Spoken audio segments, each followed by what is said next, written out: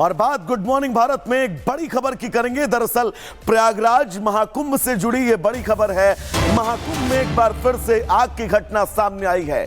Sector 19 में देर रात आग लगी है। 10 फायर ब्रिगेड की गाड़ियों ने कड़ी मशक्कत के बीच आग पर काबू पाया। आग लगने के कारणों की फिलहाल जांच जारी है।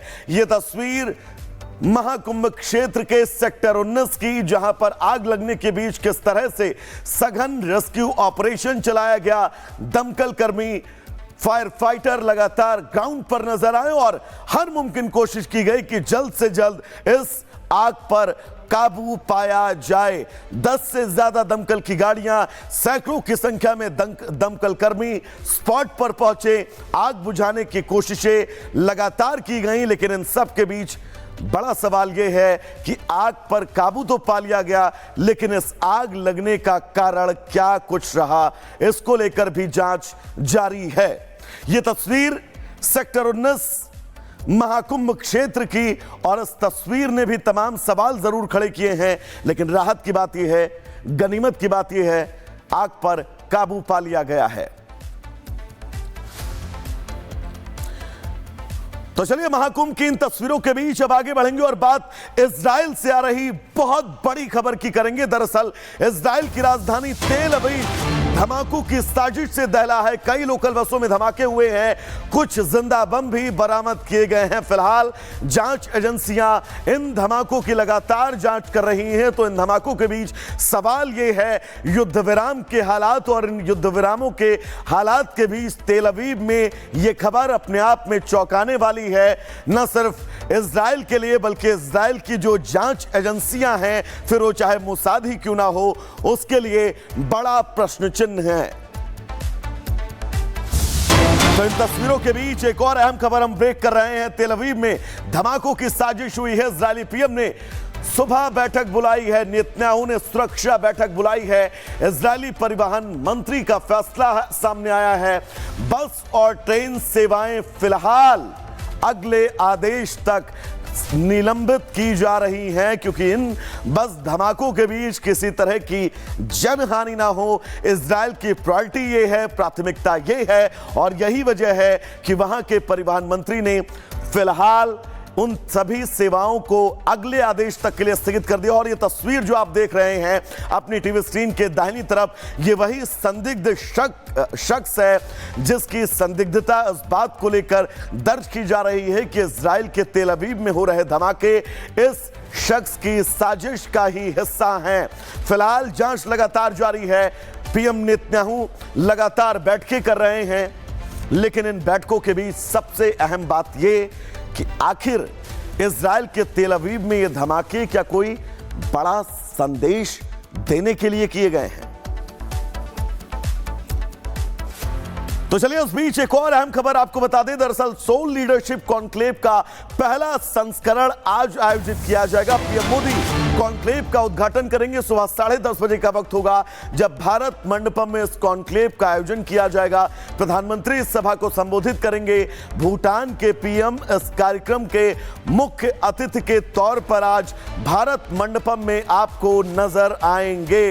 प्रधानमंत्री नरेंद्र मोदी का आज बहुत अहम संबोधन, और इस संबोधन के बीच सुनना होगा प्रधानमंत्री नरेंद्र मोदी आखिर क्या कुछ कहते हैं।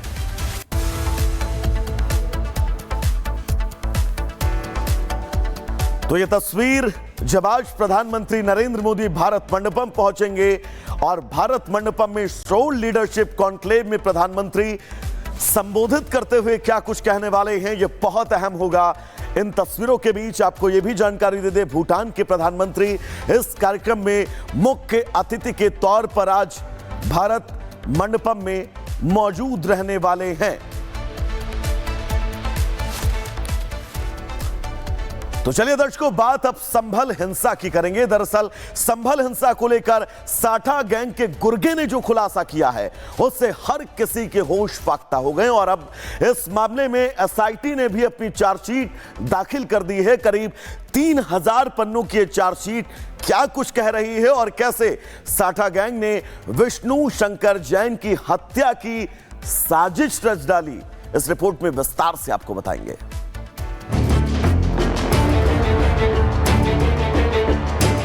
इसके द्वारा यह भी बताया गया कि जो 24 तारीख को जो हिंसा है उसमें एक कोई वकील है, उस व्यक्ति को खत्म करना है। संभल हिंसा को लेकर अब तक कई सनसनीखेज खुलासे हो चुके हैं, लेकिन अब इस मामले में जो कनेक्शन सामने आया उसे जानने के बाद आप यकीनन दंग रह जाएंगे। दरअसल यूपी पुलिस ने हिंसा मामले में शारिक साठा गैंग के गुर्गे को गिरफ्तार किया और उसने पूछताछ में अब तक का सबसे बड़ा खुलासा किया। संभल में दंगे की आड़ में एक बड़े हिंदू चेहरे की हत्या की साजिश का जाल बुना गया था। गुलाम ने बताया कि वो शारिक साठा गैंग के लिए हथियारों की तस्करी का काम करता है। पिछले काफी समय से हथियारों की तस्करी का धंधा कम हो गया था। इसके चलते दुबई में बैठे शारिक साठा और गुलाम ने ये पूरा प्लान बनाया। सर्वे के दौरान वकील विष्णु शंकर जैन की हत्या की साजिश रची गई, जिससे हिंसा भड़केगी और हथियारों की तस्करी फिर शुरू हो जाएगी। विष्णु शंकर जैन देश के जाने माने वकील हैं। ज्ञानव्यापी मामले से लेकर जामा मस्जिद तक हिंदू पक्ष के कई केस वो लड़ रहे हैं। 19 नवंबर को जब कोर्ट कमीशन की अगुवाई में पहली बार संभल की जामा मस्जिद का सर्वे किया गया, तब सर्वे टीम के साथ विष्णु शंकर जैन भी मौजूद थे। 24 नवंबर को दोबारा सर्वे के दौरान ही वहां पर हिंसा फैली और उसी दौरान विष्णु शंकर जैन की हत्या की साजिश रची गई। इसके द्वारा यह भी बताया गया कि जो 24 तारीख को जो हिंसा है उसमें एक कोई वकील है जो कि बाहर से आते हैं और वो जगह जगह पे एप्लीकेशन डालते हैं। इनके द्वारा ये निर्धारित किया गया, जब प्लानिंग में असले देने के समय उन्होंने उसको ब्रीफ किया गया था, उसका फोटो भी उनको बताया गया था कि ये इस तरीके का व्यक्ति है, जुलिए का है, इसको जामा मस्जिद के अंदर किसी भी सूरत में पहुंच के उस व्यक्ति को खत्म करना है। उससे देश भर के अंदर हिंसा फैलेगी। वहीं पुलिस ने आरोपी गुलाम का सियासी कनेक्शन भी खोज निकाला और बताया कि साल 2014 में संभल के पूर्व सांसद शफीकुर रहमान बर्क के कहने पर गुलाम ने एक कैंडिडेट के खिलाफ फायरिंग तक की थी। वर्ष 2014 में यहाँ से शफीकुर रहमान बर्क नाम के व्यक्ति हैं जो इस दुनिया में नहीं है अभी। इन्होंने समाजवादी पार्टी से चुनाव लड़ रहे थे। एक अन्य राजनेता जो मुस्लिम बिरादरी के ही हैं, वो किसी अन्य को सपोर्ट कर रहे थे। उसी बात को कसीदगी को रखते हुए इन्होंने तत्कालीन जो कैंडिडेट थे उनके कहने पे सोहेल इकबाल नामक व्यक्ति के ऊपर इन्होंने अंधाधुंध फायरिंग की थी, जिसमें 121/2014 एक अभियोग पंजीकृत किया गया था। अब एक ओर जहां ये चौंकाने वाले खुलासे हुए, तो वहीं दूसरी ओर हिंसा मामले को लेकर अब एसआईटी भी एक्शन मोड में है। एसआईटी ने कोर्ट में 3000 पन्नों की चार्जशीट दाखिल की है, जिसमें बताया गया कि मामले में अब तक 3 महिलाओं सहित 79 आरोपी गिरफ्तार हुए हैं, जिन पर पथराव, आगजनी और फायरिंग की धाराएं हैं। संभल हिंसा मामले में 4 लोगों की मौत हुई थी, जबकि 28 पुलिस और प्रशासनिक अधिकारी घायल हुए थे। संभल हिंसा मामले में अब पुलिस का अगला टारगेट शारिक साठा है, जिससे यह साफ हो पाए कि क्या उसने हथियारों की तस्करी के लिए यह साजिश रची या फिर इसके पीछे असल मकसद और मास्टरमाइंड कोई और ही था। Bureau report, Republic Bharat.